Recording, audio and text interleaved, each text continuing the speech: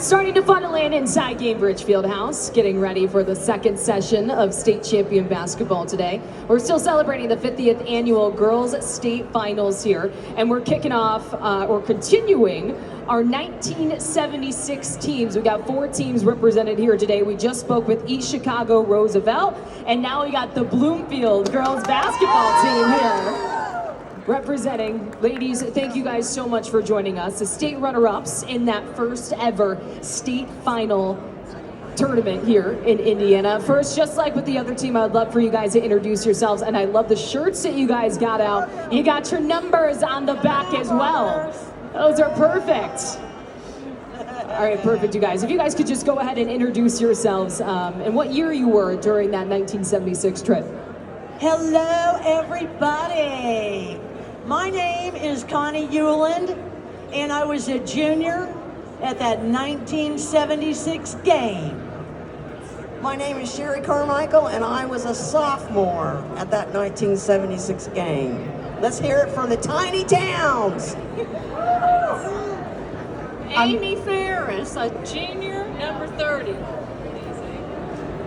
I'm Julie Record, and I was 54, and I was a senior. Melissa Miles, I was a junior and number 52. Melinda Miles, Little Miles, and I was a junior, number 32.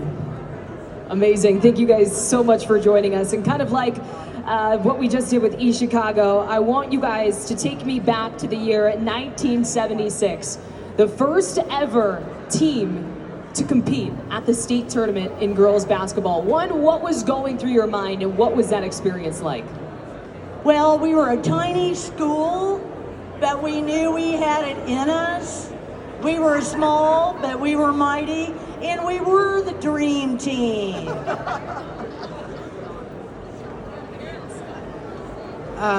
Before, you know, we were just so excited to get to play in the sectional. That's all I had ever dreamed of, was get a chance. And when we found out that they were going to have the state tournament the following year, it was awesome. So really, personally, I never expected to go anything farther than maybe winning sectional.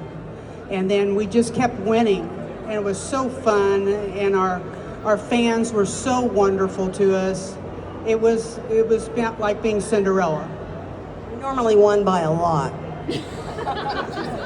Like 92-0.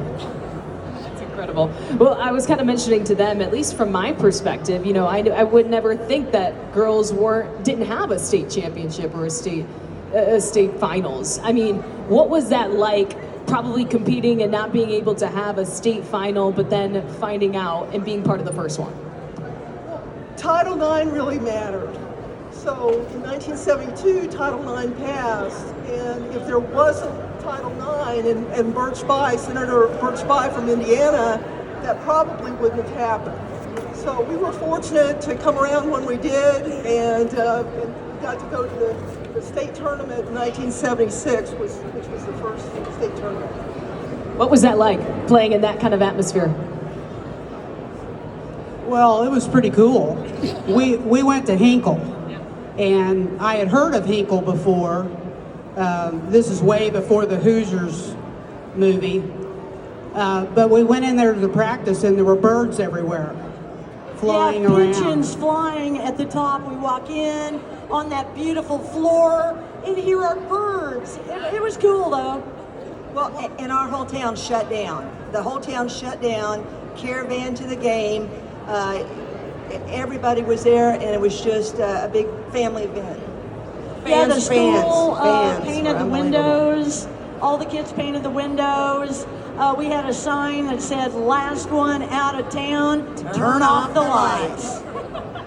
What was that like, growing up in a small town and being able to represent that school? I mean, We were celebrities. Exactly. All the little kids, you know, they could make you things, and we'd get letters and cards, and everyone knew who we were.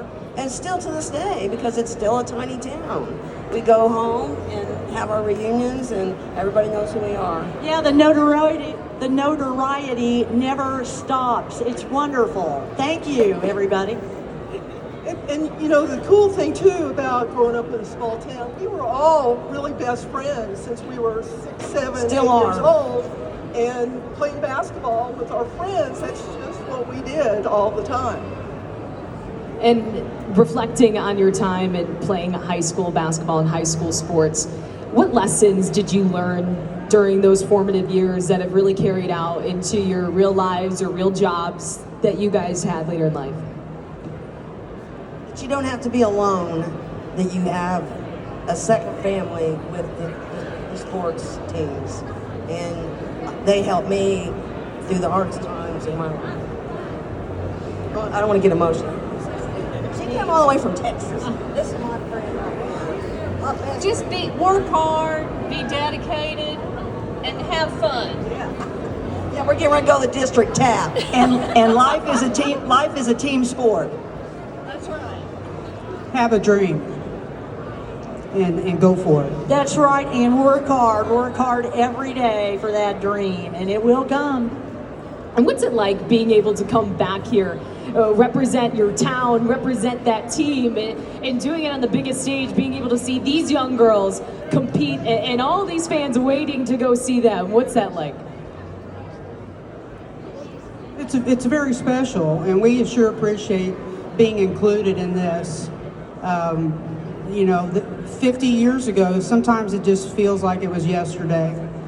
And this is a moment when it feels like that. So thank you all, and appreciate this. We'd like some tickets to go see Caitlin Clark. I think we can make that CC. happen. We'll see. Hey, Caitlin, if you're out there, I'll give you my email. Well, thank you guys so much for joining us. Let's give it up one more time for the Bloomfield girls basketball team. We appreciate you guys.